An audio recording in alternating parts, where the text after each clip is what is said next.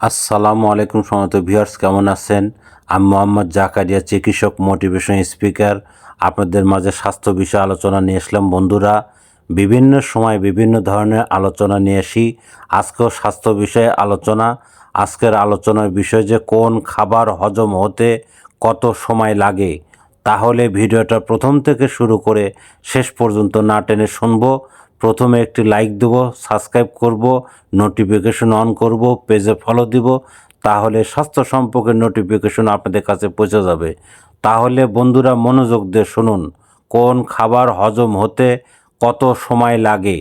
পানি 30 সেকেন্ড, চা বা কফি 30 মিনিট থেকে 1 ঘন্টা, ফল 60 মিনিট থেকে 30 মিনিট, দই 1 থেকে 2 ঘন্টা, ভাত 1 থেকে 2 ঘন্টা, রুটি 2 থেকে 3 ঘন্টা, ডাল 2 থেকে 3 ঘন্টা, সবজি 1 ঘন্টা, ডিম 2 থেকে 3 ঘন্টা, মাছ 2 থেকে 3 ঘন্টা, মুরগির মাংস 3 থেকে 4 ঘন্টা, খাসির মাংস 6 থেকে 7 ঘন্টা। বন্ধুরা, আপনারা এই নিয়মগুলো ফলো করবেন, খাবার বিভিন্ন নিয়ম মেনে চলবেন এবং আমাদের ইউটিউব চ্যানেলের মধ্যে ঢুকবেন। বিভিন্ন ধরনের স্বাস্থ্য আরও অনেক ধরনের আপনারা ভিডিও পাবেন। তো বন্ধুরা, পরবর্তী কী ধরনের ভিডিও চান আমাদের কমেন্ট বক্সে লিখতে ভুলবেন না।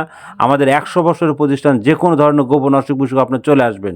এতক্ষণ মনোযোগ সহকারে দেখার জন্য সবাইকে থ্যাংক ইউ, সবাইকে ধন্যবাদ।